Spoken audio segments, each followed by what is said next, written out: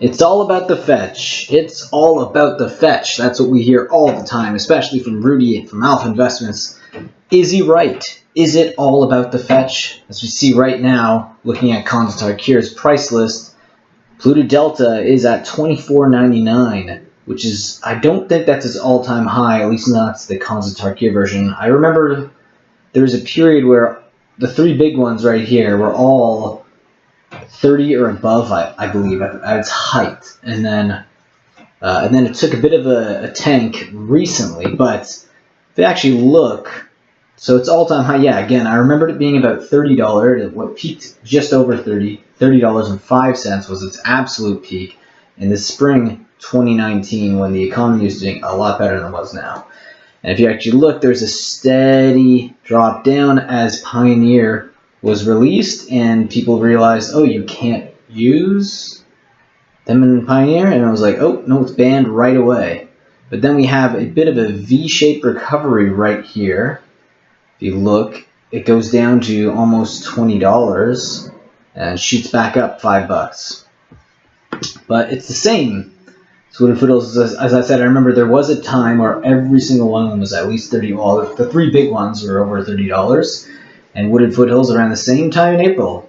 It's kind of interesting, a lot of Fetchlands, and this is why I believe people try to buy out Fetchlands almost as if they're reserve list cards, is because if you look at the spikes, every single one of these indicators show a spike for all the Fetchlands around the same time period. And if you look right here, again, it goes up by $5 around. Same thing as Pluto Delta, it's that same little dip, that V-shaped recovery. And Bloodstained Mire, again, if you look, around April.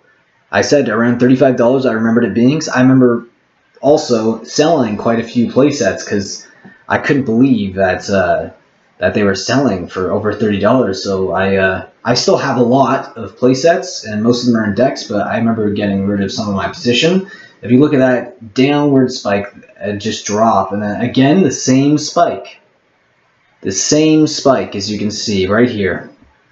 Looking at Wooded Foothills, it's the exact same trajectory, same V-shaped recovery, well, slight recovery.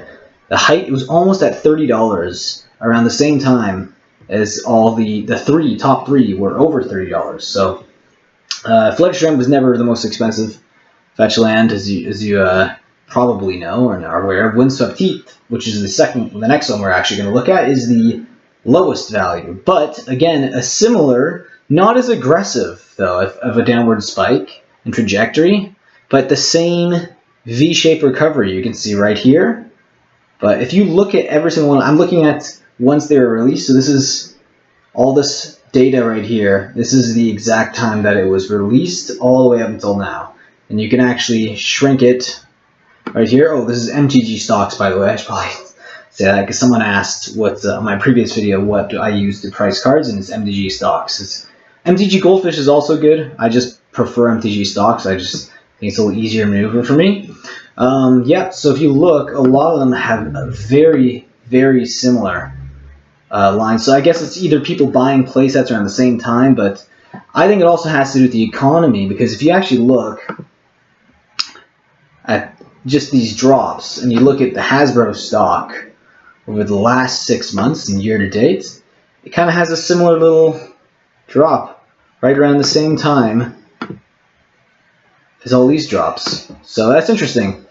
Everything, the economy kind of just rises together, like all the money just kind of rises together at the same time. I just find that really interesting, because this could suggest that people are trying to buy out these cards, or if like the economy is doing good in general, people seem to for some reason have the same interest in cards and they purchase it at the same exact time.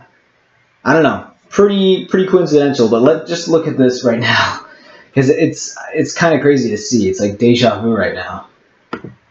Look at that, the same trajectory for all the playsets. Some of them are a little bit more aggressive, but if you follow it, the pattern, you can see that there is definitely a pattern here going on with these cards, and they seem to rise together in price. So whenever a format's doing well, then maybe like Modern specifically, since that is where they are played the most, and they have the same bumps. But anyways, I thought that was interesting when I was just going through these price lists, because I've been noticing a lot of fetch lands that have been going up in value. Not the Khans fetch lands, but the Zendikar fetch lands. But just in general, I've noticed all fetch lands going up. And it was just interesting seeing the same trajectory that I saw with the Zendikar fetch lands with the Khans fetch lands. Anyways, guys, I hope you enjoyed the video. I hope you found it useful, and I will see you again in the next one.